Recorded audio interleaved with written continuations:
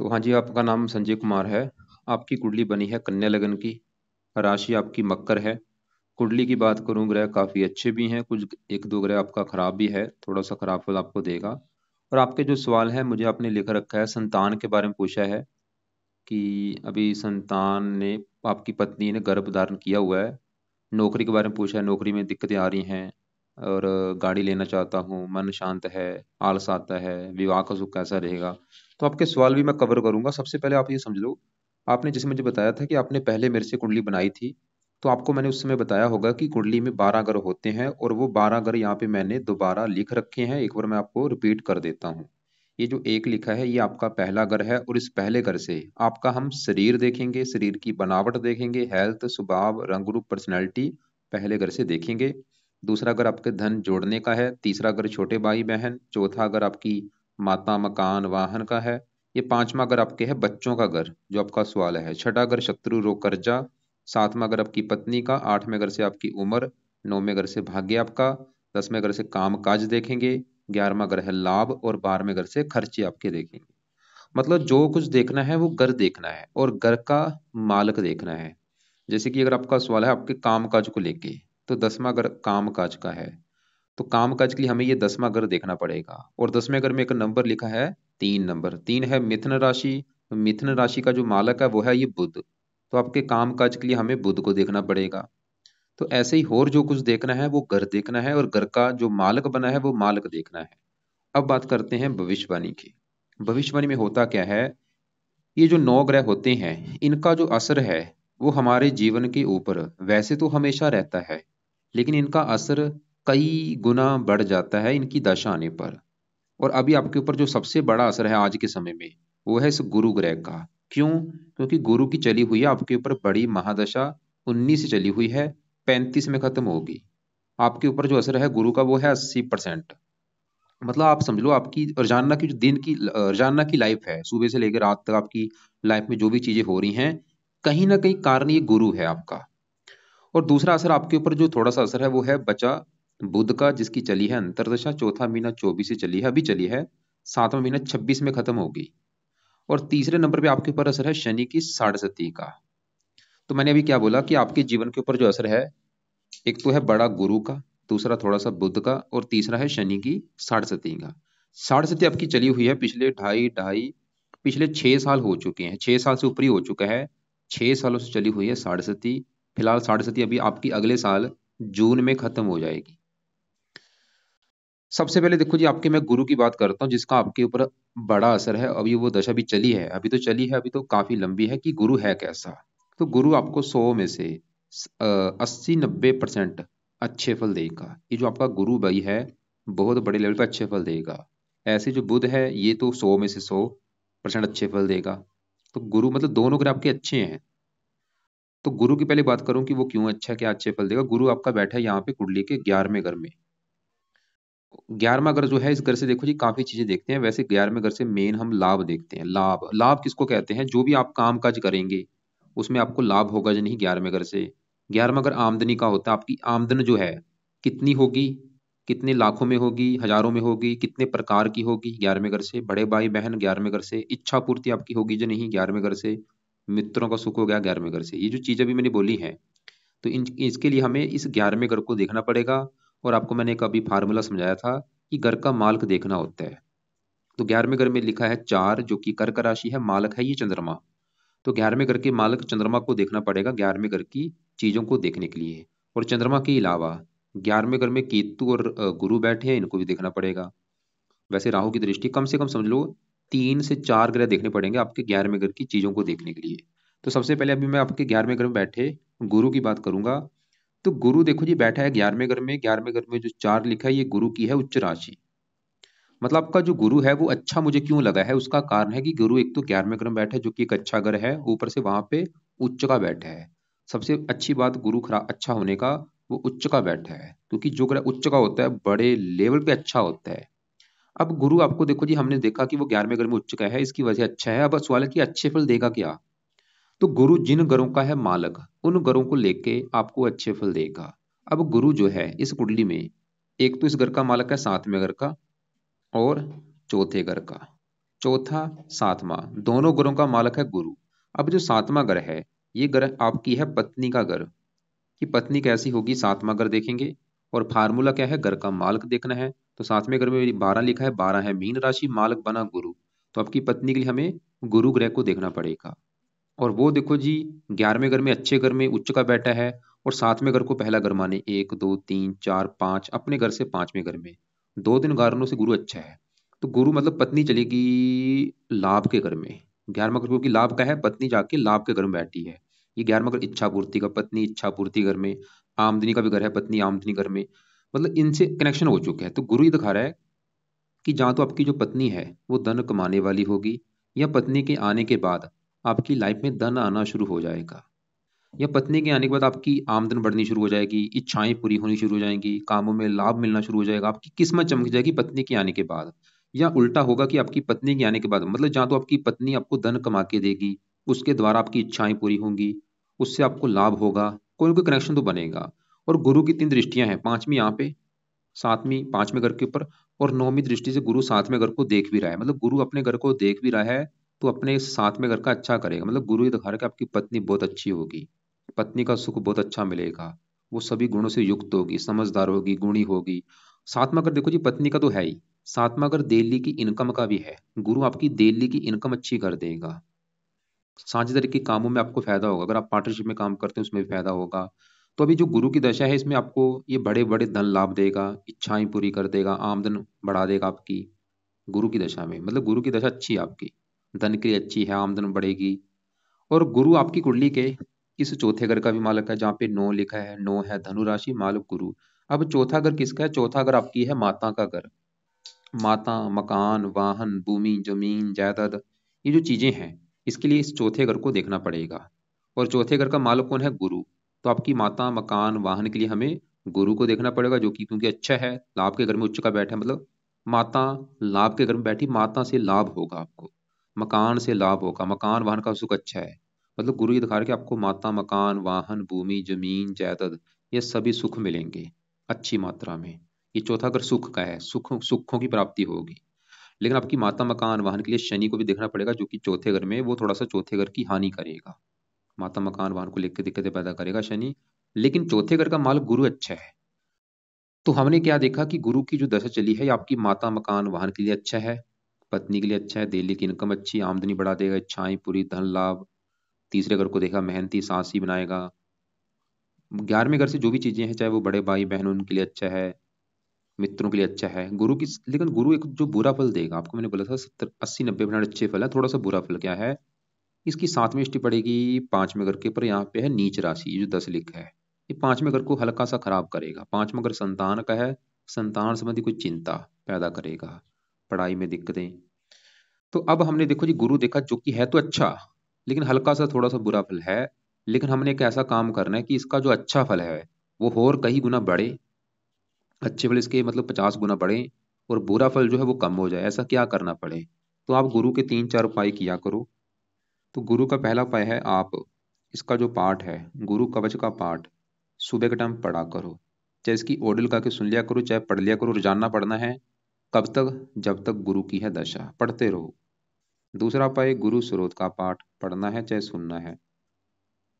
अब देखो जी, गुरु मतलब बृहस्पति, इसको बृहस्पति भी कहते हैं, बृहस्पति कवच का पाठ, बृहस्पति स्रोत का पाठ। कहाँ पे मिलेंगे आपको, गूगल पे सर्च करो, वहां पे निकल आएगा। यूट्यूब पे काफी पाठ है, चाहे तो पढ़ लिया करो चाहे सुन लिया करो, सुबह के टाइम रोजाना।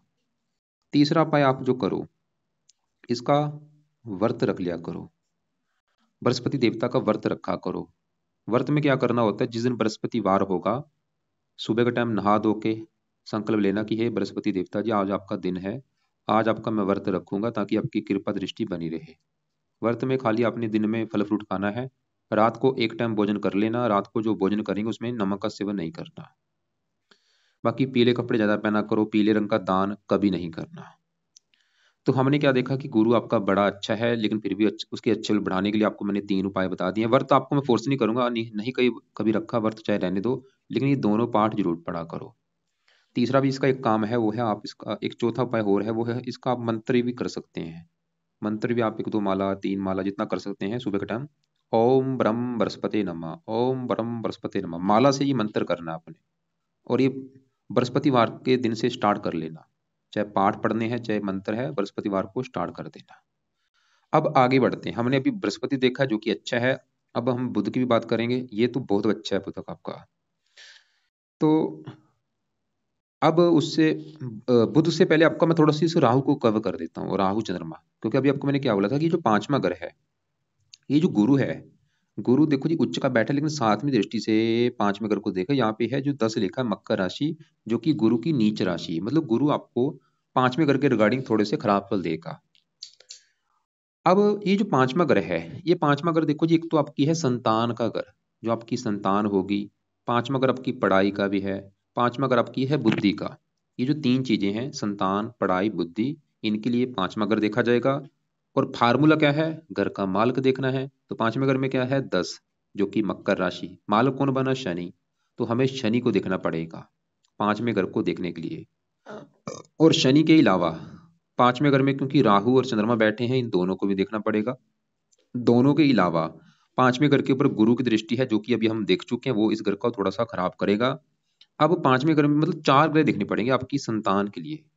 अब पांचवें घर में जो राहु है, अगर मैं इसकी बात करूं, तो राहु पांचवें घर में यहाँ पे शनि के घर में बैठा है, शनि इसका मित्र है। पांचवी दृष्टि पड़ेगी यहाँ पे नौवें घर के ऊपर राहु की, यहाँ पे उच्च राशि है। नौवीं पड़ेगी पहले घर के ऊपर, यहाँ पे स्वय राशि है। तो राहु भी आपका देखो जी अच्छा, क्योंकि मित्र राशि बैठा है, उच्च राशि को देख रहा है, लगन को देख रहा है, यहाँ पे स्वय राशि है। लेकिन आपको मैं सच्चाई बताऊं, सच्चाई ये है कि मैंने ऐसी हजारों कुंडलियां देखी हैं, जब भी राहु पांचवें घर में होता है, ये संतान संबंधी दिक्कतें पैदा जरूर करता है। चाहे यहाँ पे उच्च का है चाहे नीच का है, वो बात अलग है, लेकिन ये दिक्कतें पैदा जरूर कर देता है। क्यों करता है, क्योंकि एक दानव ग्रह है, क्रूर ग्रह है। मतलब ये आपको फिर भी थोड़ा सा मुझे लग रहा है कि आपको संतान को लेकर दिक्कतें पैदा करेगा। क्या दिक्कतें करेगा, इसकी शर्त है, या तो कई बार संतान में देरी होती है, विवाह हो गया 2 साल 5 साल संतान ही नहीं पैदा हो रही, या संतान हो भी जाती है, लड़कियां ज्यादा पैदा कर देता है, लड़का होता ही नहीं, या देरी से होता है। या फिर ये गर्भपात जरूर कराता है, एक दो गर्भपात का कारण बनता है। तो इसलिए भाई आपका जो सवाल आपने लिख के भेजा है कि संतान के बारे में, कि मेरी वाइफ ने गर्भ धारण कर लिया है, तो भाई राहु के उपाय करो, ताकि कोई आपको ऐसी दिक्कत, गर्भपात वाली दिक्कत ना आए। इस राहु का पाठ करना बहुत जरूरी है आपके लिए, जब तक आपकी संतान पैदा नहीं हो जाती, क्योंकि ये शरारती ग्रह है, गड़बड़ कोई ना कोई कर सकता है। तो राहु के लिए क्या करो, पहला जो उपाय है, कब तक उपाय करने हैं, जब तक इस आपका संतान पैदा नहीं हो जाती है, उपाय करो। पहला उपाय, राहु कवच का पाठ पढ़ो, या इसको ओडिल गा के सुना करो।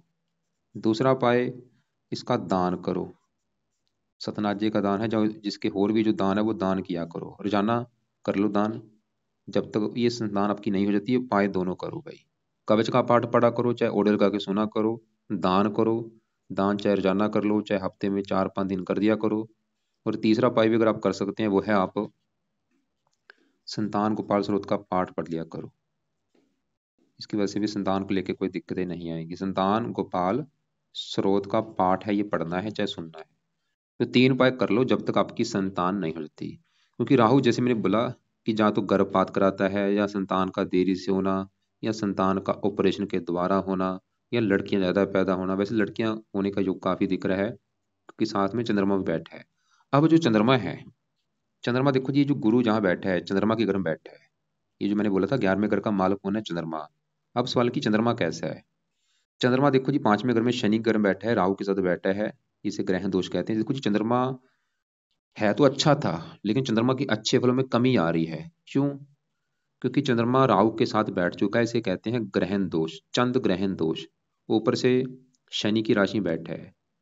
अब अगर आपकी देखो जी संतान हो भी जाती है, उसको भी लेके आपको आगे भी दिक्कतें आएंगी। हो सकता है आपकी संतान जीवन में ज्यादा आगे ना बढ़ पाए, या संतान की हेल्थ खराब हो। वैसे संतान के लिए पत्नी की भी कुंडली देखनी होगी, क्योंकि संतान की कुंडली में जो दोष बना है, चंद्र ग्रहण दोष, किसकी कुंडली बना है, संतान के घर में बना है। तो संतान को ये दिक्कत ज्यादा पैदा करेंगे आपकी को। तो यहाँ पे मतलब राहु कवच का पाठ तो पढ़ते रहो जब तक संतान नहीं हो जाती। बाकी जब आपकी संतान होगी, उसकी कुंडली देख के डिसाइड होगा कि उसकी कुंडली में कौन से दोष हैं, कौन से योग हैं। और यहाँ पे ये जो राहु चंद्रमा है, मतलब चंद्रमा का पाठ आप जरूर करो। चंद्रमा के लिए क्या करो, आप सुबह के टाइम चंद कवच का पाठ पढ़ा करो, इसके कई फायदे होंगे आपको। क्योंकि जो ये राहु चंद्रमा जो दोष बनता है, ग्रह दोष, इसका नुकसान क्या होता है, चंद्रमा आपका ज्यादा पीड़ित है, मानसिक चिंता बहुत ज्यादा होती है, मन परेशान होता है, माता संबंधी दिक्कतें आती हैं। और चंद्रमा का पाठ पढ़ने से, क्योंकि चंद्रमा आपके 11वें घर का मालक है, आपको धन लाभ होगा, आमदनी बढ़ेगी, इच्छाएं पूरी होंगी, क्योंकि उस घर का मालक पीड़ित है। ये सही हो गया, आमदन बढ़नी शुरू हो जाएगी आपकी, लाभ मिलने शुरू हो जाएंगे, मानसिक चिंता से आप बचेंगे, आपको माता के लिए अच्छा है, कई फायदे होंगे। और दूसरा भाई, चंद्रमा का आप क्या कर सकते हो, शिव जी की पूजा उपासना कर सकते हो। अब यहाँ पे शिव जी की पूजा उपासना से आपके दो ग्रह अच्छे हो रहे हैं, चंद्रमा तो अच्छा होगा ही, राहु भी अच्छा हो रहा है भाई। तो शिव जी की पूजा उपासना किया करो, शिव जी के मंदिर जाया करो, शिव चालीसा पढ़ सकते हो, शिवलिंग पर जल चढ़ा सकते हो, ये चीजें फॉलो किया करो। और आपको मैंने बोला था संतान के लिए हमें कम से कम 3-4 ग्रह देखने पड़ेंगे। हमने गुरु को देखा, वो इस ग्रह को खराब कर रहा है। वैसे शनि अच्छा है, राहु यहाँ पे अच्छा है, लेकिन मैंने क्या बोला, राहु का इनका ये जो ग्रह होते हैं इनका स्वभाव होता है, जैसे मान लो 3 बंदे हैं, तीनों बंदों का स्वभाव एक जैसा नहीं होगा। हो सकता है एक बंदा गुस्से वाला हो, एक बंदा नर्म स्वभाव का हो, उसका मतलब उसका बोलबानी अच्छी है, मीठी बानी बोलता है, एक गुस्से वाला है, लड़ाकू है। ऐसे ग्रहों का नेचर होता है। राहु क्या है, गुस्से वाला है, क्रूर है, जिद्दी है, लड़ाकू है। ऐसे मतलब ग्रहों के स्वभाव होते हैं। मतलब राहु बैठा तो मित्र राशि में, लेकिन इसका स्वभाव अच्छा नहीं है राहु का। अब आगे बढ़ते हैं, आपके 5वें घर का जो मालक शनि है, क्योंकि उसको भी देखना पड़ेगा कि वो कैसा है। तो 5वें घर में हमने राहु को देखा, वो अब 5वें घर में चंद्रमा देखो जी, चंद्रमा फिर बोलूंगा देखो जी, वो है तो अच्छा था, लेकिन वो राहु से पीड़ित है। अब 5वें घर में 10 लिखा मालक शनि है, शनि की बात करूं तो वो बैठा है चौथे घर में, किसका घर है, ये गुरु का घर है। अभी आपको मैंने क्या बोला था, ये जो चौथे घर में 9 लिखा मालक गुरु, जो कि उच्च का बैठा है, गुरु क्या करेगा, वो तो चौथे घर का अच्छा कर रहा था कि माता का सुख अच्छा है, मकान का सुख अच्छा, वाहन का सुख अच्छा, भूमि जमीन जायदाद इनका सुख अच्छा, वो तो ये दिखा रहा था गुरु। लेकिन चौथे घर में जो शनि है, ये चौथे घर को नुकसान करेगा, मतलब चौथे घर की हानि करेगा शनि। क्यों? क्योंकि शनि चौथे घर में गुरु के घर में बैठा है, गुरु को अपना दुश्मन मानता है। तो चौथे घर का हानि ये करेगा। चौथा घर है आपकी माता का घर, शनि की वजह से आपको माता संबंधी कोई दिक्कतें पैदा हो सकती हैं। खासकर इसकी दशा में दिक्कतें बढ़ेंगी। इसकी दशा हम देख लेते हैं कब है। तो ये दशा मुझे लगता है अभी आपकी निकली है, देखो 10वां महीना 21 से चली थी दशा, तो चौथा महीना अभी खत्म हुई भाई, शनि की दशा अभी खत्म हो चुकी है। मतलब शनि आपके चौथे घर को खराब कर रहा है, अभी भी खराब कर रहा है, लेकिन दशा में बुरे फल बढ़ते हैं। अब अभी दशा वैसे खत्म हो चुकी है, इसने दिक्कतें पैदा की भी होंगी। जैसे चौथा अगर माता का है, माता संबंधी दिक्कतें क्या आती हैं, जहाँ तो माता का बीमार होना, या माता से मनमुटाव लड़ाई झगड़े होना, या माता की लाइफ में कोई कष्ट आना।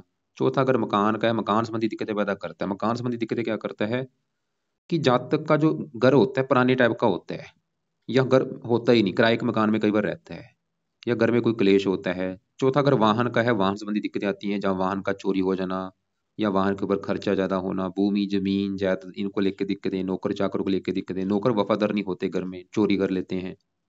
तो शनि मतलब चौथे घर की हानि करेगा आपके। और शनि के जो अपने घर हैं, एक तो ये 5वें घर का मालक है, संतान के घर का, 5वें घर से 12वें घर में बैठा है, ये थोड़ा संतान संबंधी ये भी चिंता पैदा करेगा आपको। शनि वैसे छठे घर का मालक है, ननिहाल के लिए अच्छा है, तीसरी दृष्टि से अपने घर को देख रहा है। छठा घर रोग, रोग चलेगा वैसे माता घर में, माता को रोग की। शनि की 3 दृष्टियां, तीसरी यहाँ पे 7वीं, काम काज के लिए अच्छा है, लगन के लिए अच्छा। ऐसा नहीं कि शनि आपका बिल्कुल खराब है, मतलब शनि की जो दशा भी गई है उसने अच्छे बल भी आपको दिए होंगे, काम काज के लिए अच्छा है, लगन का अच्छा करेगा, बुद्धिमान पढ़ा लिखा। बस ये माता मकान वाहन के लिए अच्छा नहीं है। बाकी इसके बाद अभी जो बुध की दशा चली है, ये तो आपका काफी अच्छा है। और आप चाहे देख भी लेना कि जब से बुध की दशा आई, काफी आपको फायदा हुआ होगा। तो ऐसा मतलब आप क्या काम करें कि शनि का जो बुरा फल आपको ना मिले। मतलब शनि का जो बुरा फल है वो आपकी माता मकान वाहन भूमि जमीन जायदाद नौकर चाकर का है। मतलब अगर आप शनि के उपाय करते हैं, नोट कर लो, शनि को सही कर लिया, माता बीमार नहीं होगी, माता से लड़ाई झगड़े नहीं होंगे, माता का सुख अच्छा, मकान का सुख अच्छा मिलेगा, घर अच्छा बन जाएगा आपका, वाहन अच्छा मिलेगा, भूमि जमीन जायदाद इनका सुख मिलेगा, संतान का सुख अच्छा मिलेगा, क्योंकि वो संतान घर का मालक है। और शनि को सही कर लिया, सबसे बड़ा फायदा क्या होगा, आपकी साढ़े सती का बुरा फल आपको नहीं मिलेगा। क्योंकि भाई सबसे बड़ी बात क्या है कि मैंने क्या बोला था, गुरु अच्छा है जिसकी बड़ी दशा है, बुध अच्छा है जिसकी बड़ी दशा है, लेकिन ये जो साढ़े सती आपकी पिछले 6 साल से चली हुई है, ये मुझे अच्छा नहीं लगा। साढ़े सती जब आती है लाइफ में, एंट्री करती है, बंदे की लाइफ में दिक्कतें आती हैं, परेशानी आती हैं, रुकावटें आती हैं, स्ट्रगल बढ़ जाता है, हेल्थ खराब होती है। लेकिन अच्छी बात है कि चलो अगले साल में खत्म हो जाएगी, जून में काफी राहत आपको मिलेगी। फिर भी अभी एक साल तो पड़ा है। तो उपाय करो शनि के, मतलब शनि के दो तीन उपाय लिख लो। पहला उपाय, रात के समय शनि चालीसा का पाठ पढ़ा करो या इसकी ओडल गा के सुना करो। दूसरा उपाय, शनि मंदिर माथा टेकने जाया करो। तीसरा उपाय, शनि का दान किया करो। पहला, दूसरा, तीसरा। दान क्या है, शनि की दान की वीडियो अलग से भेज दूंगा। दान चाहे शनि मंदिर में करो। इसके दान वीडियो में मैंने विस्तार में समझा रखा है कि दान किसको करना है, कैसे करना है, वो आप देख लेना। तो शनि के उपाय करने से भाई फायदे क्या क्या है। एक तो सबसे बड़ा फायदा कि आपकी जो साढ़े सती है, क्योंकि ये ग्रहों को तो असर है, ये तो अच्छे फल दे रहे हैं, लेकिन जो बीच में साढ़े सती है ये मुझे अच्छा नहीं लग रही। तो साढ़े सती तो अच्छी होगी ये शनि को उपाय करने से। शनि वैसे भी आपके चौथे घर की जो हानि कर रहा है उसकी हानि नहीं करेगा। संतान के लिए अच्छा होगा, माता मकान वान के लिए अच्छा होगा ये शनि के तीन उपाय करने से। बाकी आपके यहाँ पे देखो जी, मैं बुध की बात करता हूँ कि ये कैसा है। बुध यहाँ पे बैठ देखो जी, तीसरे घर में सूर्य शुक्र बुध, आपके तीन ग्रह बैठे हैं। पहले समझो ये तीसरा घर है किसका। तीसरे घर से छोटे भाई बहन देखे जाते हैं, पराक्रम देखा जाएगा, आप कितने पराक्रमी होंगे, कितने उद्यमी होंगे, कितने साहसी होंगे, तीसरे घर को देखा जाएगा। और तीसरे घर में ये तीन जो ग्रह बैठे हैं तीनों को देख के डिसाइड होगा। और तीसरे घर का जो मालक है मंगल को भी देखा जाएगा। अब तीसरे घर में पहले मैं बुध की बात करूं, तो बुध आपकी कुंडली में एक तो इस पहले घर का मालक है और 10वें घर का। पहले घर में 6 लिखा है, कन्या राशि मालक बुध। और 10वें देखो, बुध मैंने क्या बोला कि आपके पहले घर का मालक है और 10वें घर का। पहले घर से तो आपका शरीर देखा जाएगा कि शरीर कैसा होगा, हेल्थ कैसी होगी। और ये 10वें घर का भी मालक है। 10वां घर काम काज कैसा होगा, पिता सरकार। बुध क्या है, इस कुंडली में है योग कारक ग्रह। कुछ क्योंकि कुंडली में योग कारक होते हैं, कुछ मार्केज। तो योग कारक अच्छी जगह बैठा है तीसरे घर में। और साथ में शुक्र बैठा है, एक योग भी बना हुआ है। शुक्र बुध जब एक साथ बैठते हैं लक्ष्मी नारायण राजयोग बनता है। तो बुध तो ये दिखा रहा है कि आपका भाई आपका मतलब शरीर अच्छा रखेगा, सेहत अच्छी, स्वभाव रंग रूप अच्छा, पर्सनैलिटी अच्छी, काम काज के लिए अच्छा है, मेहनती बनाएगा आपको, साहसी बनाएगा, पराक्रमी, नौकरी कारोबार का सुख अच्छा देगा। बुध ये दिखा रहा है। मतलब बुध के भी जो दया चलिए अच्छा है आपका। लेकिन बुध क्या करो इसका, आप मंत्र आप जरूर करो जब तक ये दशा आपकी। इसका आप मंत्र आप लिख लो यहाँ पे कि ये मंत्र आप चाहे एक माला कर लो, चाहे करो जरूर, चाहे एक माला ही करो, करो जरूर। वो आपकी मर्जी है, चाहे एक कर लो, दो कर लो, तीन कर लो, जितना कर सकते हो। ओम बम बुद्धाय नमः मंत्र कर लिया करो माला से। अब साथ में ही शुक्र बैठा है। शुक्र है इस घर कुंडली में, इस घर का मालिक दूसरे घर का, जो कि आपका धन जोड़ना है। और ये 9वें घर का मालिक है, जहां से देखा जाएगा भाग्य है। धन जोड़ना अगर आपका देखने कि आप कितना धन जोड़ेंगे, दूसरा घर, दूसरे घर में साथ लिखा है तुला राशि मालक शुक्र। धन जोड़ने के लिए हमें शुक्र को देखना पड़ेगा, जो कि तीसरे घर में मेहनत कर बैठा है। धन मेहनत घर में शुक्र, तो ये दिखा रहा है कि आप खुद की मेहनत के बल पर धन जोड़ेंगे। और ये 9वें घर का भी मालक, 9वें घर से भाग्य देखा जाएगा। भाग्य मेहनत घर में, खुद की मेहनत के बल पर आप अपना भाग्योदय करेंगे। और शुक्र अपने घर को देख भी रहा है, मतलब शुक्र भी आपका अच्छा है। खुद की मेहनत के बल पर आप धन कमाएंगे, धन जोड़ेंगे, भाग्योदय करेंगे, भाग्यशाली बनाएगा शुक्र आपको। लेकिन शुक्र आपका अस्त होकर बैठा है, मृत अवस्था में बैठा है। मृत होने की वजह से इसका जो अच्छा फल है वो बिल्कुल कम हो चुका है। लेकिन अगर आप चाहते हैं इसका अच्छा फल कई गुना बढ़ जाए, तो इसका एक रत्न है वो आप धारण कर लो, जो कि है ओपल या जरकन या व्हाइट। तीन रत्न है, इनमें से कोई एक रत्न धारण कर लेना। चाहे व्हाइट टोपाज ले लो, चाहे जरकन ले लो, चाहे ओपल ले लो। और ये रत्न आपने लेने के बाद चांदी में जड़वा लेना है। शुक्ल पक्ष के पहले शुक्रवार को धारण कर लेना। राइट हैंड की इस लंबी उंगली में धारण इसको कर लेना। और धारण करने से पहले कच्चे दूध में या गंगा जल में धो के इसको धारण कर लेना। मैं ये नहीं बोलूंगा कि आज ही कर लो, जब भी आपका बजट होगा कर लेना। और बाकी देखो जी, साथ में जो सूर्य बैठा है, ये है इस घर का मालिक 12वें घर का। ये थोड़ा सा मार्किश है, खराब घर का मालिक है। 12वां घर क्योंकि खर्चे का है, हानि का। तीसरे घर में बैठा है सूर्य। थोड़ा सा इसके लिए क्या करो, सूर्य को जल दिया करो। सुबह के टाइम सूर्य को जल दिया करो, ये उपाय किया करो इसका। बाकी यहाँ पे मंगल की बात करूँ, 8वें घर का मालिक है, जहाँ पे एक लिखा है मेष राशि मालिक मंगल। उम्र के लिए अच्छा है। और वैसे यहाँ पे एक योग भी बना है, शुक्र मंगल कर में बैठा है, मंगल शुक्र कर में स्थान परिवर्तन जो हुआ है, अपने घर को देख रहा है। ये भी मेहनती बनाएगा, साथ से उम्र के लिए अच्छा है, और भी अच्छे फल। तो ये है आपकी देखो जी कुंडली का फलादेश। एक बार मैं रिपीट करता हूँ, आपकी कुंडली में जो ग्रह अच्छी, सबसे जो बड़े लेवल पे अच्छा ग्रह है वो है गुरु ग्रह आपका, जिसकी चल रही है बड़ी दशा। बाकी शुक्र बुध भी अच्छे हैं। और शनि कई प्रकार के अच्छे फल देगा, लेकिन चौथे घर की कर रहा है हानि। राहु वैसे तो अच्छा, लेकिन ये मुझे लग रहा है कि आपकी संतान संबंधी कोई दिक्कतें पैदा करेगा। बाकी इसके उपाय जरूर करो जब तक संतान नहीं हो जाती। तो उपाय एक बार रिपीट करता हूँ कि कौन कौन से आपको मैंने बोले हैं।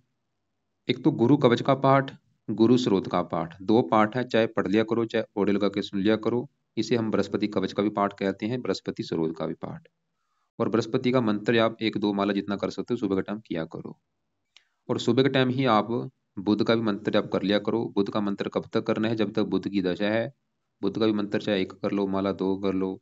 और चंद कवच का पाठ आप पढ़ सकते हैं, इसके कई फायदे हैं, ये पाठ है। तो ये पाए हैं आपके भाई सुबह के टाइम, मतलब 10-15 मिनट का काम आपका सुबह का है।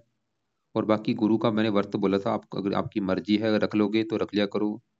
और बाकी देखो जी, गुरु के व्रत की बजाय आप चाहे शनि का भी व्रत रख सकते हैं। गुरु तो फिर भी आपको चलो अच्छा है, उसका ना भी रखें कोई बात नहीं। तो 7.5 क्यों चल रही, तो शनि का व्रत रख लिया करो। दोनों में आपकी चॉइस है, चाहे शनि का रख लो चाहे बृहस्पति का रख लो।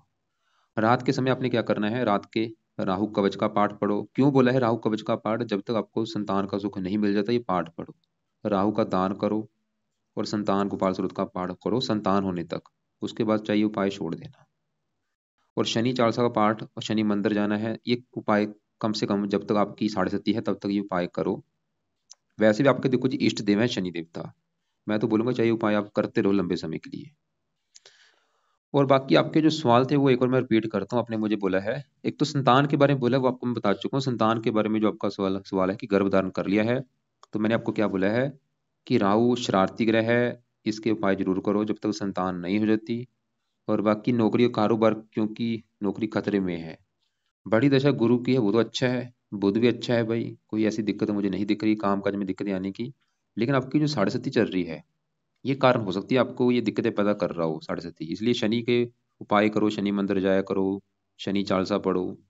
लोहा कैसा है, अगर मैं गाड़ी लेना चाहता हूँ, गाड़ी देखो जी चौथा घर है गाड़ी का, मकान का, मकान वाहन, वाहन के लिए चौथा घर देखते हैं। चौथे घर का मालिक कौन है? गुरु, जो कि उच्च का बैठा है, वो तो ही दिखा रहा है कि मकान गाड़ी का सुख अच्छा है। लेकिन चौथे घर में शनि थोड़ा सा गाड़ी को लेकर दिक्कतें पैदा करेगा। बाकी शनि चालीसा पढ़ेंगे, शनि मंदिर जाएंगे, फिर कोई दिक्कत नहीं आपको आएगी, गाड़ी ले सकते हैं। मन बहुत शांत रहता है, टेंशन बहुत रहती है, ढंग से नींद नहीं आती। ये भी देखो जी मुझे 7.5 के लक्षण लिख रहे हैं। तो शनि चालीसा पढ़ो, शनि मंदिर जाया करो। आलस बहुत आता है, शनि ये आलस, आलस का जो कारक ग्रह है वो शनि है। विवाहित जीवन और माता पत्नी घर का मालिक गुरु आपका अच्छा है। और पत्नी संबंधी दिक्कतें वैसे तो कोई आने का योग मुझे नहीं दिख रहा।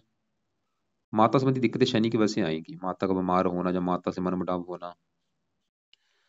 बाकी देखो जी आप ऐसा करना, और फिर भी अगर कोई और सवाल आपका हो या कोई बात समझ ना लगी हो, दोपहर 1-2 के बीच में या शाम 6-7 के बीच में मुझे कॉल कर लेना। और बाकी आपको मैंने एक चीज़ बोली थी कि शिव जी की पूजा उपासना जरूर करो, वो राहु चंद्रमा दोनों को सही करेगा, ग्रहण दोष भी खत्म होगा। क्योंकि ये भी थोड़ा सा मानसिक चिंता देता है, मन परेशान होता है। तो शिव जी के मंदिर जाया करो, शिव चालीसा पढ़ा करो, शिवलिंग पर जल भी चढ़ा सकते हो। सूर्य को जल देने के लिए बोला है। ये सभी जो भी मैंने उपाय बोले हैं लिख के रख लेना। जब तक संतान नहीं हो जाती, राहु के कपड़े और शनि के कपड़े, काले और नीले कपड़े बंद कर दो या कम यूज किया करो। हरे कपड़े ज्यादा यूज कर सकते हो, चमकीले कपड़े, रंग बिरंगे कपड़े पहन सकते हो, ये ज्यादा यूज किया करो। इसके अलावा देखो जी, क्योंकि एक पत्यंत्र छवि होती है वो आपकी चल रही है बुध की, वो भी बुध की है, ठीक है चलो। और बाकी ऐसा करना, फिर भी आप एक बार कॉल कर लेना, अगर कोई आपके सवाल होंगे जो कोई बात समझ ना लगी हो, कॉल करके मुझे पूछ लेना। और एक और बात लास्ट में बता दूं, 10वां घर है काम काज का। अगर काम काज करना है मेरे हिसाब से खुद का बिजनेस करोगे उसमें ज्यादा फायदा है। खुद का जो काम अगर आप करते हो उसमें भाई ज्यादा फायदा होगा। कौन सा काम कर सकते हो? पहला आप दो बुध के जुड़े काम को, ये है बुध के जुड़े काम। लिखने का कोई भी काम होगा, लेखन, प्रकाशन, पत्राचार, पढ़ाने का काम, टाइपिस्ट, सेल्समैन, या बुध के जुड़े काम कर सकते हो या गुरु से जुड़े, क्योंकि गुरु की बड़ी दशा वो भी अच्छा है। ये गुरु के जुड़े काम है, बाद में पढ़ लेना। तो इनसे जुड़ा आप काम करते हो, बिजनेस करते हो, ज्यादा फायदा है। नौकरी के ज्यादा चक्कर में ज्यादा मत पड़ो, क्योंकि बुध है बिजनेस का कारक। नौकरी की बजाय बिजनेस, निजी बिजनेस करते हो उसमें ज्यादा फायदा देगा ये आपको बुध। तो कोशिश करो खुद का बिजनेस करने की। लेकिन अभी 7.5 है, तब तक वेट कर लो, 1 साल रुक भी सकते हो, बाद में बिजनेस कर लेना।